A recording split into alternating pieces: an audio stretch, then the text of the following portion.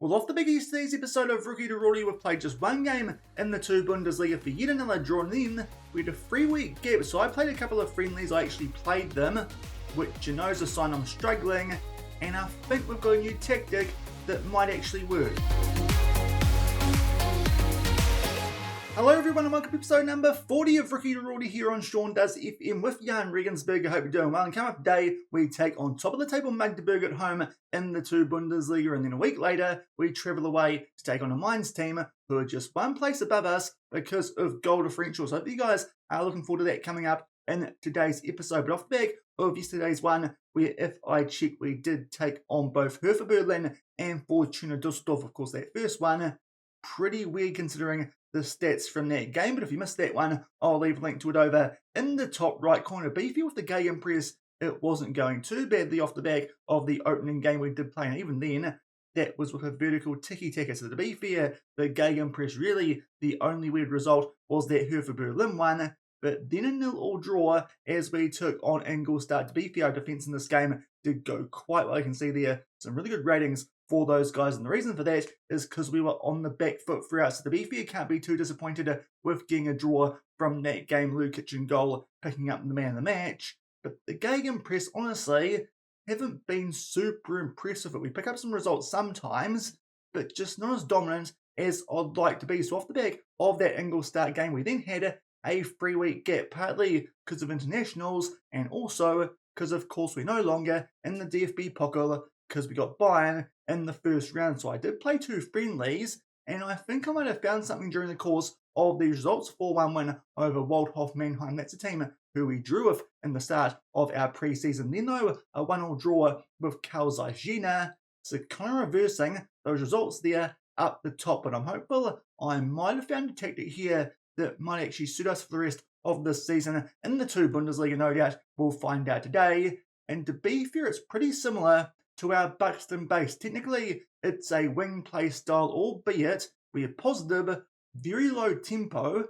not quite super short passing, but pretty close to it, quite wide, and looking to exploit them down the flanks and also pass into space and play for set pieces in transition. Pretty usual stuff there, especially for a pressing team like us. Along with a mid-block, it is very similar to the Buxton base, to be fair, so we'll see how this does. It might be a little bit different on a couple of instructions. Definitely don't have to be more disciplined turned on, but still, it's pretty similar to the Buxton base. Hopefully, a couple of changes from that one might mean that this actually works in game, because that definitely was something that wasn't working late on last season at Buxton, was that base tactic, which really did a great job for a year and 3 quarters. Just sometimes in FM, a tactic stops working for some reason, and it just comes out of nowhere. So fingers crossed, we might be able to bring something similar back here with the Jahn Regensburg team and surge our way into the top half of the table, because that draw does mean that currently we sit in 10th, but still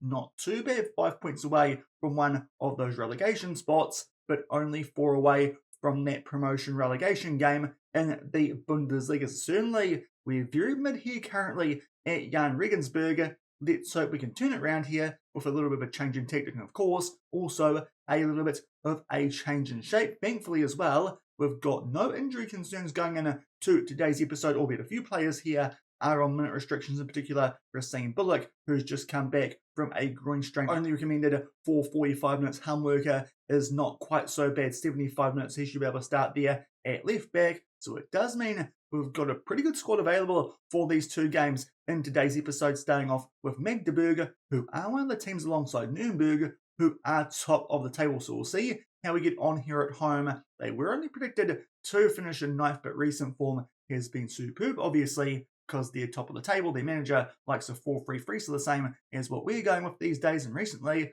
wins over Eintracht Braunschweig, Arminia Bielefeld, Nuremberg 3-0. That's quite impressive. And Dynamo Dresden 2-0. So they come to this one on a big high. And off the back of that, we then take on Mainz, who are joint on points with us, but their goal differential off the back of that Hertha Berlin result yesterday does mean that they sit above us. They lost to Nuremberg 3-1, and their form is a little bit more mixed, despite the fact they're supposed to be the best team in the division. So we'll see how that one goes, obviously away from home.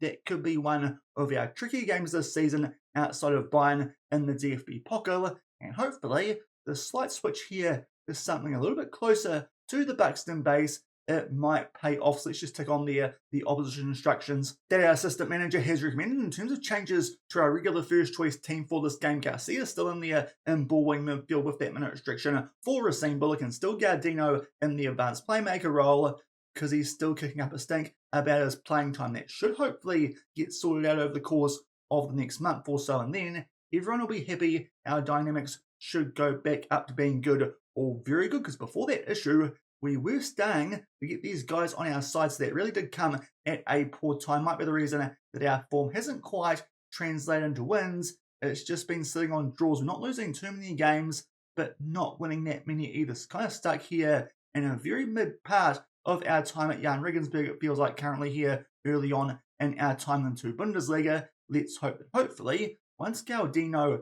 just gets over his whole playing time concern, then we'll be right. Charlie Allen will come back into the team once we sort that out. So a couple of changes to the team I'd like to put out, especially in midfield, but really, it's quite a strong team. Gardino actually probably deserves to be there on form anyway. So let's see if that will continue. But about 10 minutes into this game, you can see we're pretty dominant in terms of possession. Unfortunately, the first highlight, though, does come in favour of the table toppers in Magdeburg. Barry here on the edge of the box will take on a shot in Yakuba Barry with an absolute stunner. To be fair, not striking blame the tactic too much for that one or the defence, because there's been an issue sometimes here at Jahn Regensburg earlier this season. It's a filthy goal. I'm so filthy. I just cut the highlight. Whoopsie.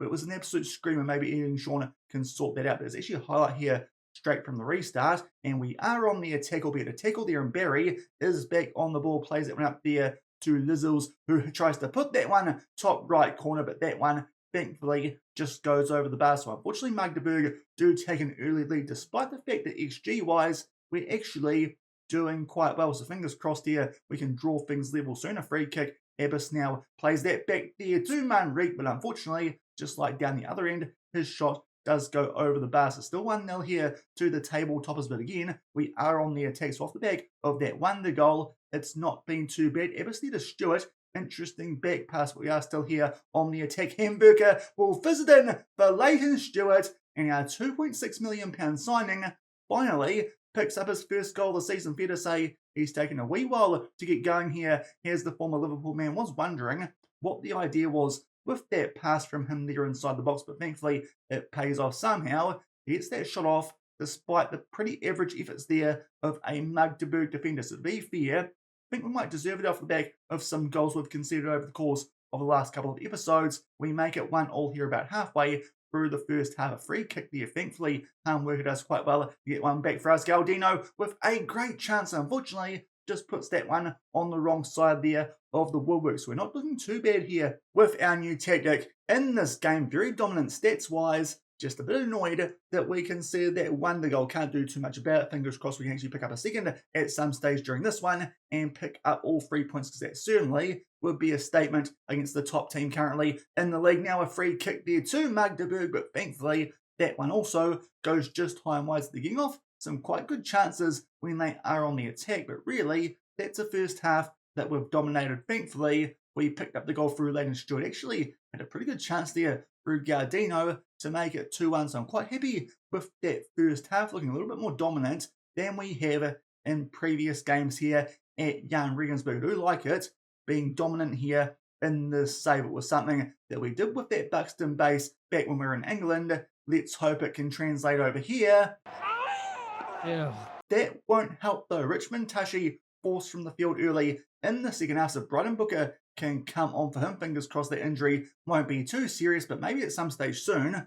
Need to dress up my manager in leather and try and give him a whip, because he's kind of like a dominatrix here, just the male version, whatever that is. I'm not too sure if that's like a gigolo. Maybe we try and dress him up as Juice Bigelow, the male gigolo singer, as he likes to be quite dominant with his tactic here in the save. We're about to make our way to the final 15 minutes of this game. Facundo Garcia will take off here for Ryzen Bullock, give him some game time coming back from injury. Also, we'll bring on Walden for a struggling Abbas, and Brighton Booker can do a job at left wing. Gardino is going okay. Charlie Allen should be an upgrade. Let's bring him on there in the advanced playmaker role. It does mean we've got one more sub we can use maybe also we try passing a little bit shorter. I think that's something our assistant manager actually recommended before the start of this game. Also, we'll just see what other instructions might work. That might be the one that tries to hopefully get us here on the front foot a bit more late on in this game. But stats-wise, we're about double as good here as Magdeburg. Just haven't quite taken our chances to pick up the 3 points, but certainly it's been encouraging off the back of a couple of draws that we have picked up off the back of that big thrashing, which Hertha Berlin, they did give us a good chance there, but unfortunately that one goes just over the bar. Actually, I'm pretty sure that we bet, of course, Dusseldorf second up in yesterday's episode. Just trying something here to make sure our form is a little bit less mixed, but unfortunately, just picking up points from games currently through all these draws. But that shot there does go over the bar, and late on here, Leighton Stewart has picked up an orange injury. We just can't do much about it with our current subs that we can make. We'll actually take off a Hamburger, of course, only recommended for 75 minutes. So Brian Hine can come on for him. Also, maybe we'll try and work the ball into the box late and be more expressive. Just see if that might work, as well as playing with a higher tempo. Try some stuff out late here that hopefully might get us going here to pick up a winner. A free kick there though to Magdeburg, but thankfully that one goes just over the bar. So Magdeburg all of a sudden getting some chances late on in this game as we make our way here towards injury time. There'll be 5 minutes, but we've got a free kick, so a chance for us here. We go far post. We'll screw it for Leighton Stewart, who puts it away. The flag hasn't gone up. I think that's a late winner for us here with this Jahn Regensburg team, and this would be a massive goal. Apart from the fact it's been disallowed. Seriously, assistant referee, you're supposed to put your flag up. Is it close?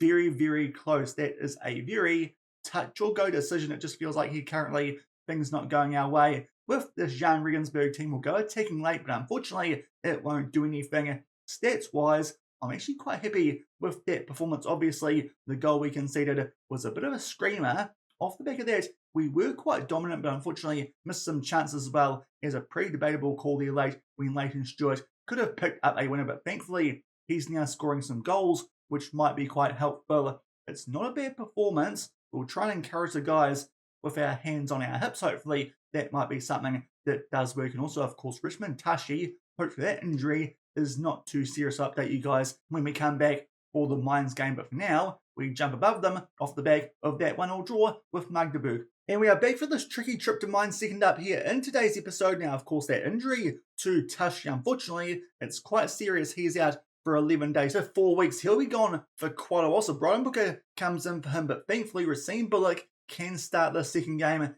in today's episode. So it definitely is an upgrade there in the ball midfield area. Just a bit disappointing that we've lost Richmond Tashi, because he is quite a handy player, one of the better ones here at Jahn Regensburg. It looks like here today we are going with a bit of a dark green uniform, which is interesting. So that must mean Mainz obviously will be wearing the red here at home, and they're going with a 5-2-3. So it's a very defensive formation compared to what we came up against in that first game in today's episode, but certainly saw signs in that Magdeburg game that this tactic might be quite good. Let's see though how it gets on away from home, because those friendlies, they were all back at the Jahn Stadion Regensburg, so probably should have tried that out in one of those friendlies that I did play off camera. But Mainz here are on the ball straight from the kickoff, so really don't want to get off here to another poor start again there. VA down our right hand side with some interesting defending for a fullback on support, but thankfully we get that ball back, albeit the clearance. Mainz are back on the ball from, but thankfully Hamburger steps up quite nicely there, albeit hoofs it long. So Mainz here do have a pretty strong spell on the ball early on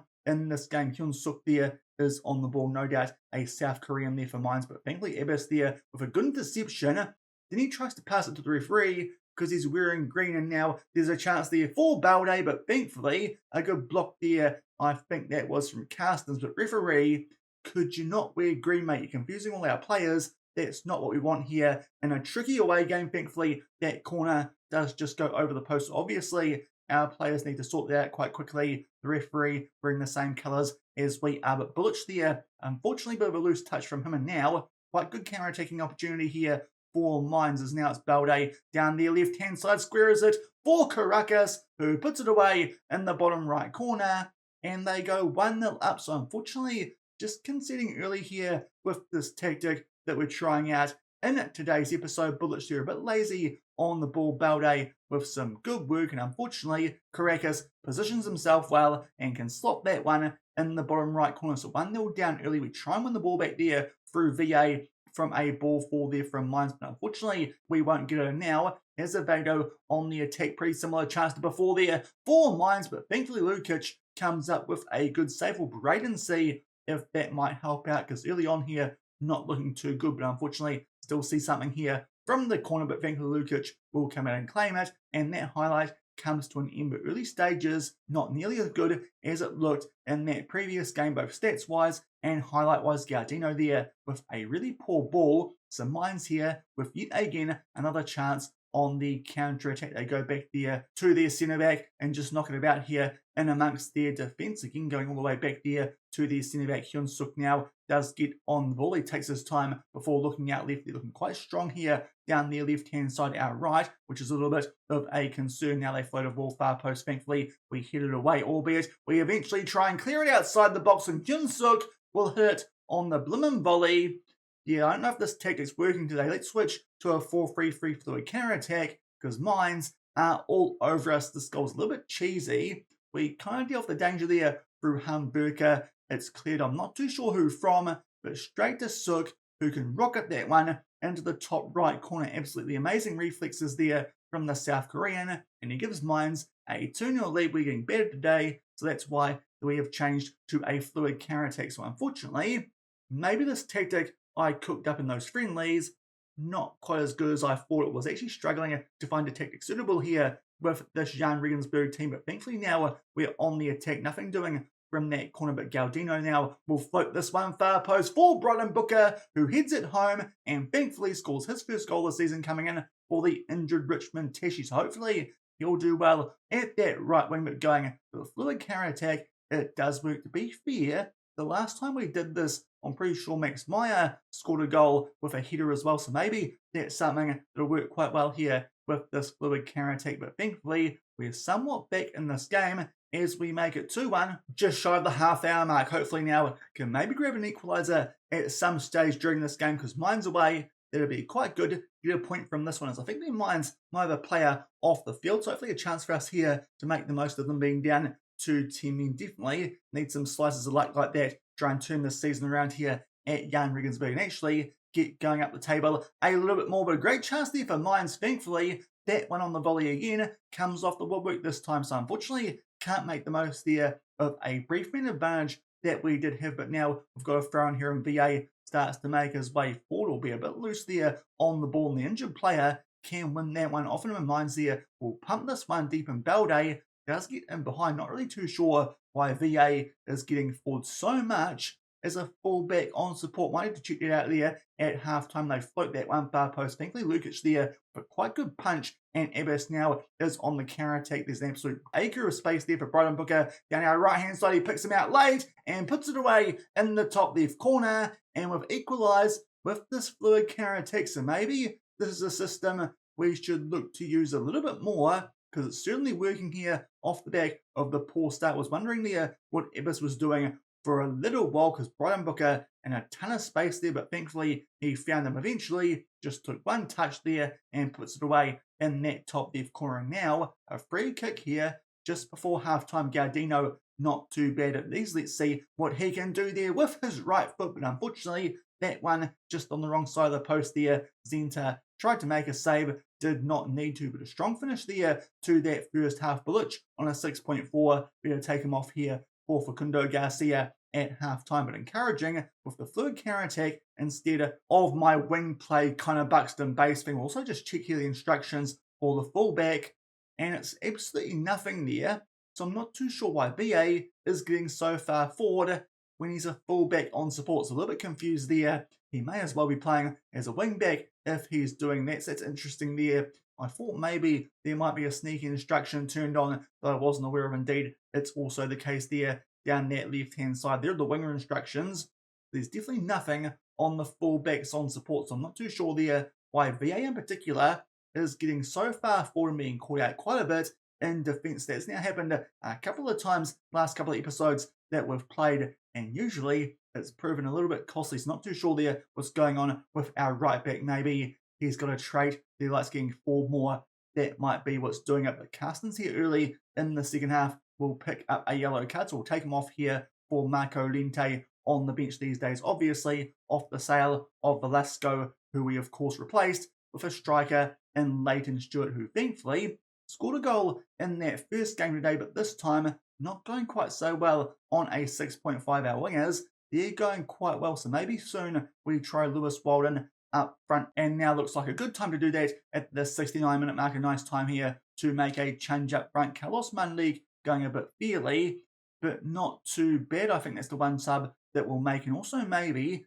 try Abbas as an inverted winger, because that I think was something we had with the Buxton base, an inverted winger down that left-hand side. Maybe it'll also work here with a fluid counter-attack. To be fair, not too sure if I should be changing too much from a tactic we've scored 2 goals with and are winning the game 2-0 with off the back of that poor start with that previous wing play. But now Mainz, they are on the attack. Thankfully, VA tracks back this time and he's that one clear, but not too well, as again here Mainz are on the attack. Crackers, of course, who picked up the first goal, plays a ball in there and a shot from Mainz, but thankfully that one actually goes over the bar. I did think briefly there it might have taken a bit of a deflection. Now VA drops down to a red hut, so Fernandez can come on right back, and with her final sub will bring on Castillo for Manrique, just going a little bit fairly, and try Abbas again in something a bit different as an inside forward, just seeing if maybe some different roles there at that left-hand side might help us get on the attack a little bit more, because stats-wise in this game we've definitely been on the back foot. To be fair,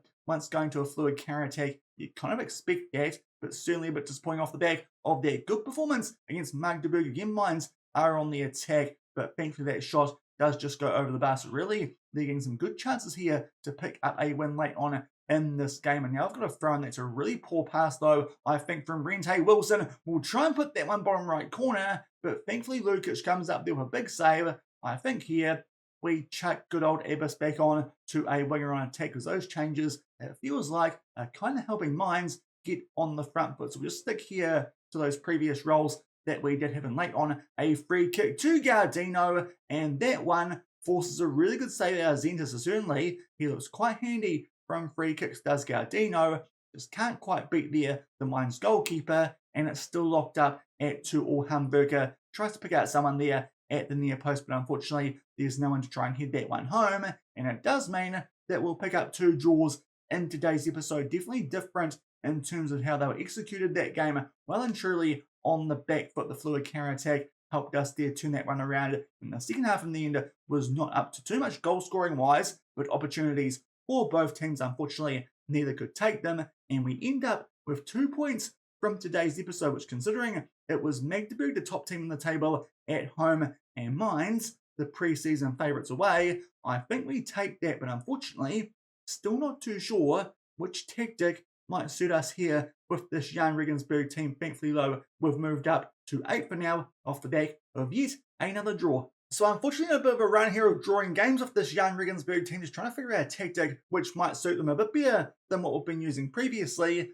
Unfortunately, it means that we're only picking up 1 point from quite a few games now. 6 draws from 11 games this season, only lost twice, but only 1 free. So definitely a very mid team here in our first season in the Bundesliga. We are still in 8th off the back of the games that did happen on the Sunday, but just feels like we could be getting something a little bit more here out of our new team in Germany. Maybe that will turn around once Gardino gets this promise fulfilled. Let's just see how long that promise does have left. It's only 18 days. Hopefully soon that might improve our dynamics. That might be all we need to actually turn this form around a little bit and pick up some more wins. And then, of course, Charlie Allen can come into the team because he's a better player.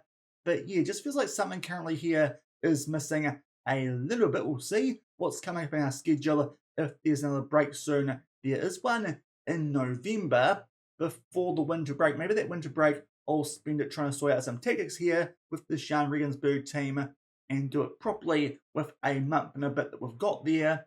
And we can then hopefully hit the second part of the season in some better form than what we've been dishing out here in this part before we do hit that winter break, which probably will come off the back of tomorrow's episode. We've got Grufer Firth and Kaiserslautern coming up. I'll probably play those couple of games off camera. St. Pauli are doing quite well up in 5th, so we might take those guys on first up in tomorrow's episode.